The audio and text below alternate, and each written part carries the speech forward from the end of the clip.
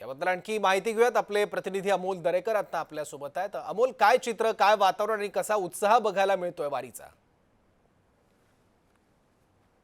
पाहतोय की जगद्गुरू संत तुकाराम महाराज आणि ज्ञानेश्वर महाराज यांच्या पालख्या आता खरं तर पंढरपूरच्या दिशेने प्रस्थान झालेला आहे आणि या ठिकाणी खरं तर भक्तिभावाचा सागर अलोटपणे लोटलेला आहे आणि या ठिकाणी मोठ्या संख्येनं वारकरी खरं तर विठुरायाच्या वारीची भगवी पताका खांद्यावरती घेऊन या ठिकाणी प्रस्थान करत आहे. आणि आज आपण पाहिले तर जेजुरी या ठिकाणी शैव आणि वैष्णवांचा खरं तर हा मेळावा आपण पाहत असताना जगद्गुरू संत तुकाराम महाराजांची पालखी आज वरवंड या ठिकाणी मुक्कामी आहे आणि दबून भागून आलेले वारकरी माझ्या पाठीमागे आपण पाहतोय की या ठिकाणी वारीचा आनंद घेताना या ठिकाणी आपल्या विसाव्याच्या ठिकाणी आलेले आहेत आणि आज खरं तर त्यांचा मुक्काम वरवंड या ठिकाणी होतोय.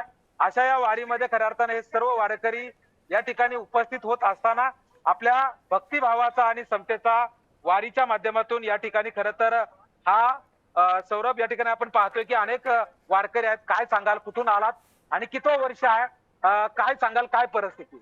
25 वर्ष झालेले आपल्या दिंडीला. सणसवाडी ते देऊन ते होते आज वरवंड या ठिकाणी मुक्कामी आलोय आज. आपल्या सोबत काही वारकरी आहेत. काय सांगाल बाबा, किती वय आहे आणि वारी चालताना काय त्रास होतोय? त्रास नाही होत, काय नाही होत, आनंद आहे. आणि किती वर्ष? तुमचं वय किती आहे? माझं वय 70.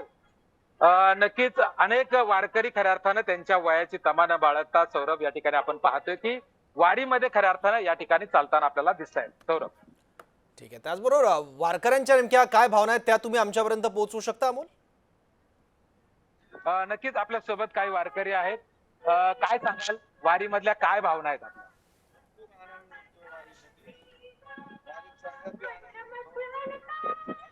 नाही काही नाही. झेंडा घेऊन खूप नाचू. खरं सौरभ, आपण या ठिकाणी पाहिलं तर वारकरी मोठ्या आनंदानं, उत्साहानं, आपल्या वयाची तमानं बाळगता, गुण्या गोविंदानं, आनंदानं सर्वांना एकत्र करत या ठिकाणी वारीमध्ये सहभागी होताना दिसतात. अमोल, नेमक्या आता कोणकोणत्या संतांच्या पालख्या कुठे कुठे आहेत त्याबद्दल काय माहिती देऊ शकाल? नक्कीच या ठिकाणी सोपान महाराजांची भेट घेत ज्ञानेश्वर महाराजांची पालखी ही खऱ्या अर्थानं महाराष्ट्राचं कुलदैवत असणाऱ्या खंडोबा अर्थात जेजुरीच्या या ठिकाणी मुक्कामी आहे. त्याचप्रमाणे जगद्गुरू संत तुकाराम महाराजांची पालखी आज या ठिकाणी दौंड तालुक्यातील वरवंड या ठिकाणी मुक्कामी आहे. आणि या ठिकाणी खरं तर आपण पाहिलं, चौफुला हे खरं तर कलावंतांचं गाव म्हणून ओळखलं जातं आणि याच वारकऱ्यांच्या विरंगुळा म्हणून काही कलावंतांनी या ठिकाणी खऱ्या अर्थानं आपली कला सादर केलेली आहे. सौरभ, बरोबर. जेजुरीची आणखी एक खासियत म्हणजे अमोल, शैव आणि वैष्णव परंपरांचा एक मेळा तिथं बघायला मिळतो या पालखीच्या आणि वारी सोहळ्याच्या निमित्तानं. या सोहळ्याबद्दल नेमकं काय सांगाल जेजुरीतल्या आजच्या?